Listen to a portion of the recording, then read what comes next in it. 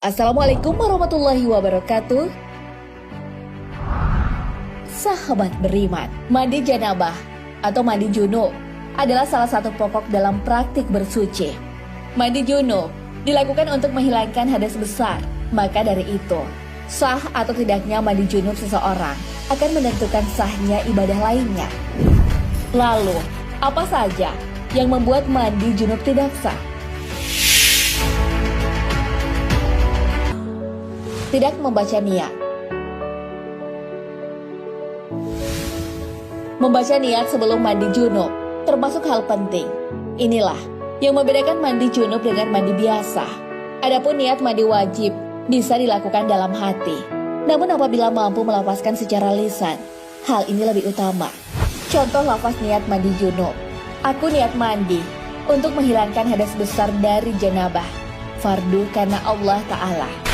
Dalam mazhab Syafi'i, niat harus dilakukan bersamaan dengan saat air pertama kali diseramkan ke tubuh.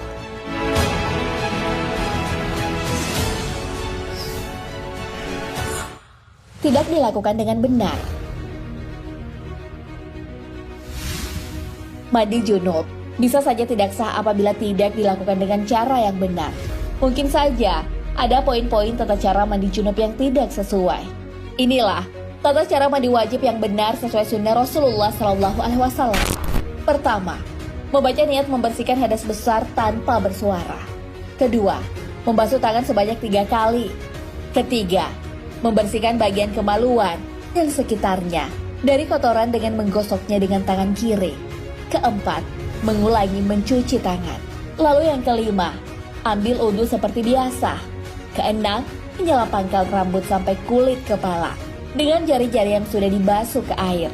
Ketujuh, membasuh kepala sebanyak 3 kali dengan 3 kali menimba air sehingga seluruh permukaan kulit basah.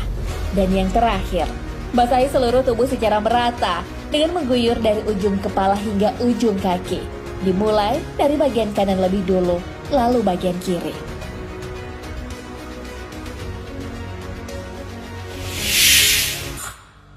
Tidak menggunakan air bersih. Air yang digunakan untuk mensucikan diri saat mandi wajib haruslah air yang bersih. Air yang terbebas dari kotoran dedaunan misalnya.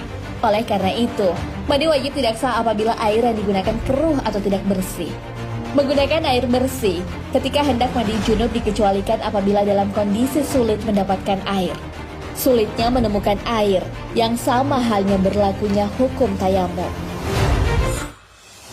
Ada bagian tubuh yang masih kering. Menghilangkan hadas besar dengan mandi junub harus membasahi seluruh anggota tubuh. Kewajiban ini berlaku pada bagian tubuh yang tersembunyi, termasuk juga lubang hidung dan mulut. Ini bisa dilakukan dengan berkumur atau menghisap air ke hidung dan segera mengeluarkannya. Dari Ibnu Abbas radhiyallahu anhu bahwa Maimunah berkata, "Aku pernah menyediakan air mandi untuk Rasulullah SAW. Lalu beliau menuangkan air pada kedua tangannya dan mencuci keduanya 2 kali atau 3 kali. Lalu dengan tangan kanannya, beliau menuangkan air pada telapak tangan kirinya. Kemudian, beliau mencuci kemaluannya. Setelah itu, beliau menggosokkan tangannya ke tanah. Kemudian, beliau berkumur-kumur dan memasukkan air ke dalam hidung. Lalu beliau membasuh muka dan kedua tangannya. Kemudian, beliau membasuh kepalanya 3 kali dan mengguyur seluruh badannya. Setelah itu, beliau bergeser dari posisi semula, lalu mencuci kedua telapak kakinya di tempat yang berbeda. Hadis riwayat Bukhari dan Muslim.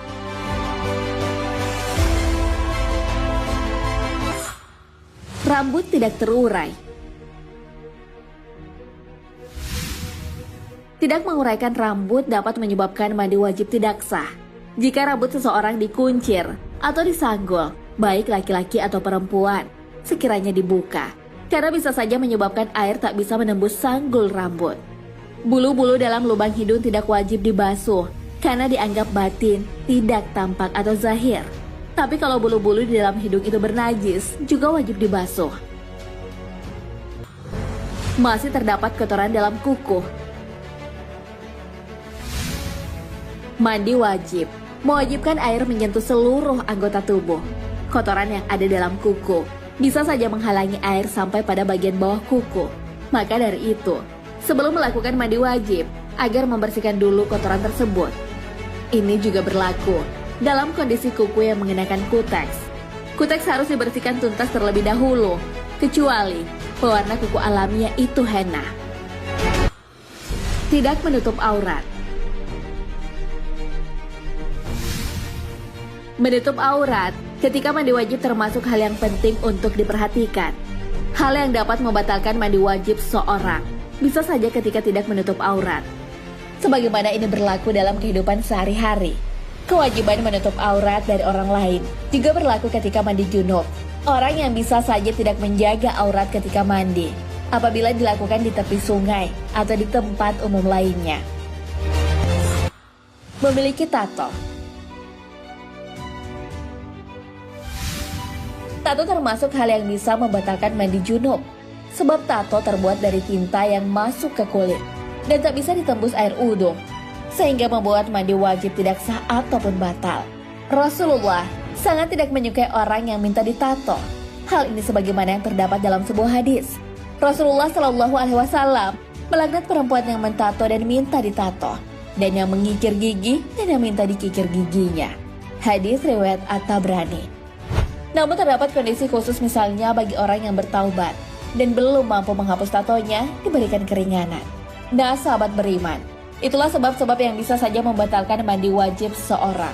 Adapun sebab-sebab yang mengharuskan untuk melakukan mandi wajib, seperti selesai menstruasi, usai berhubungan seksual, mengeluarkan air mani, melahirkan, dan orang yang meninggal. Maka dari itu, Allah Subhanahu wa Ta'ala memerintahkan untuk bersuci. Hal ini sebagaimana yang dijelaskan di dalam Al-Quran.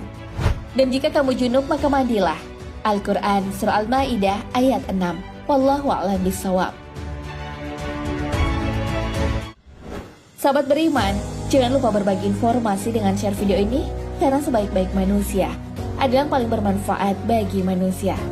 Wassalamualaikum warahmatullahi wabarakatuh.